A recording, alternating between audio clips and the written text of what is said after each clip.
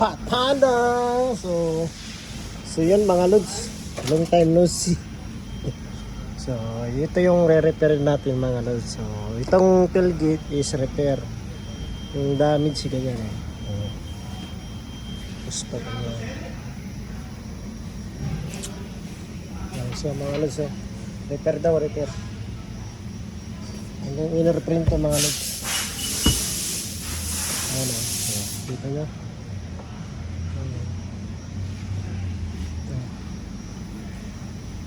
Tapos dito kung yung masilya niya ay sealer niya. Walang galing ba? Kita natin kung kumalas dito sa inner frame niya.